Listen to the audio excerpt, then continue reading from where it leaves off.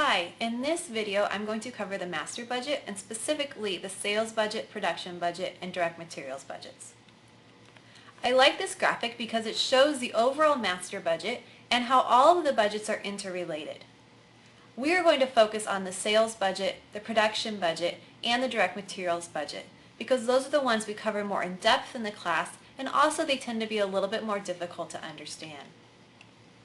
The sales budget is the first budget that a company must prepare because every other budget is built off of knowing what the projected sales are.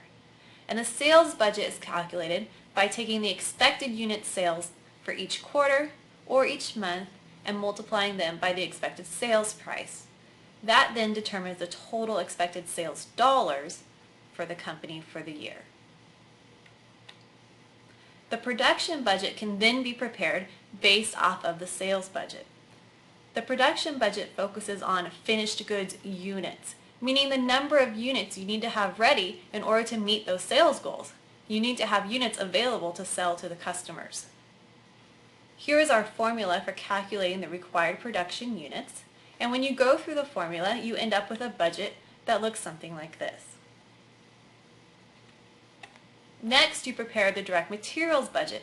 The direct materials budget determines how many materials you need to have on hand in order to meet your production requirements. And so here's our formula to calculate our materials. And that gives you the units, and then we can take our units times our cost per unit, and that will get you your total dollar value of materials you need to purchase. And that budget looks something like this. So now let's go through an example. Here we have Soriano Company, and here's all the data that we need for their sales budgets, their production budget, and the direct materials budget. So we're going to go through each of these step by step and calculate out the budgets. So for sales, it says sales during the year are expected to total 1.2 million units, and quarterly sales are 20, 25, 30, and 25% respectively. So the first thing we could do is take our 1.2 million units, multiply it by the percentages they give us, and that tells us our expected unit sales during the period. We then can multiply that by the sales price, which it tells us is $50 for the first 3 quarters and $55 for the last quarter. And then that tells us the total sales dollars that Soriano Company expects to receive during the year. Now we can take that sales budget, plug those expected unit sales into our production budget so that we can then calculate how many units we need to produce during the quarter. So we can see our sales budget is then related to our production budget. So in our production budget, it tells us management desires to maintain ending finished goods inventory at 25% of next quarter's budgeted sales volume. So in our sales budget, we figured out our expected unit sales. Now we can go through and calculate our desired ending finished goods. So we're going to take 25% of the next quarter. So for quarter 1, we take 25% of 300,000. And that tells us that during the first quarter, we need to produce an extra 75,000 units to help us get ready for the second quarter, right? Because all of our sales don't happen at the end, and all of our production doesn't happen at the end. It's happening throughout the quarter. So we have to plan ahead for each quarter. And we can do the same thing for quarter 3. But now we have a problem because we don't know yet what quarter 1 sales are expected to be for us to get ready in quarter 4. So if we go back in the sales data, it told us sales in the first quarter of 2018 are expected to be 10% higher than budgeted sales for the first quarter of 2017. Now we can take 240,000 times 1.1 for 110% higher. That tells us that expected sales are 264,000. Now we can take our 264 times the 25%, and that tells us that in order to get ready for quarter 1 of 2018, Soriano Company needs to produce an additional 66,000 finished goods. That then tells us the total amount that's required during the quarter. But remember, each quarter we're preparing for next quarter, which means that last quarter they helped prepare for us. So my first quarter of 2017, some of those units that we need, they were produced in the last quarter of 2016. So the way that we can do this is we can take my amount that I expected to sell $240,000 times 25%, and that tells us that they would have prepared for us last quarter to have those items ready to be sold, which means we don't need to prepare them this quarter. So we subtract them out, and that gets us our total required production units. And so now our production budget has told us how many items we need to produce during each quarter. So we can take that production budget, bring those down into our direct materials budget.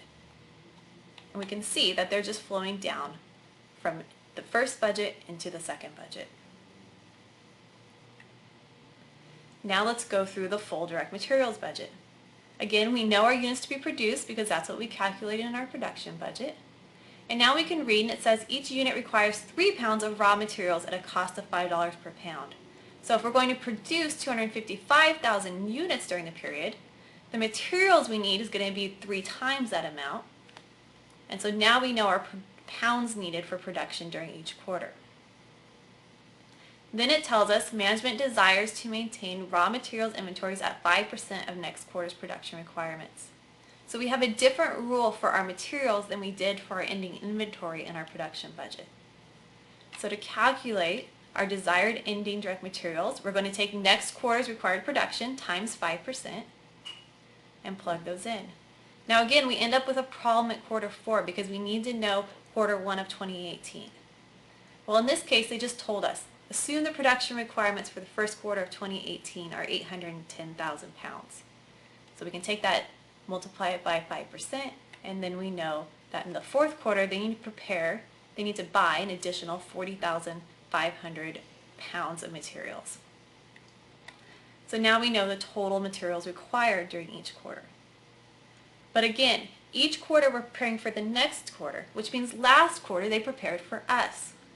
So to get our beginning direct materials, items that would have been ready to go for us at the beginning of quarter 1, we can go back, multiply our beginning amount, right here, 765,000, times 5% because that's what they would have prepared for us last quarter, and we're going to subtract that out down here. Same thing with quarter 2, and subtract that out, and on with the other quarters. Or really you can see that the amount that we have in our desired ending for quarter 1 becomes the beginning in quarter 2. And my desired ending for quarter 2 becomes my beginning in 3, and so on. It's a rolling kind of budget.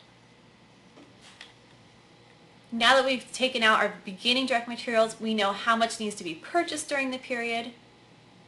We can multiply that times our cost per pound of $5 that was given to us in the problem. And now we know the dollar amount, the cost of the direct materials purchases for the period. Okay, and now we have gone through our sales budget, calculating our unit sales in dollars. Then our production budget, which tells us how many units we need to produce of finished goods. And then our materials budget, which tells us how much materials we need to buy in terms of pounds and also in terms of dollars.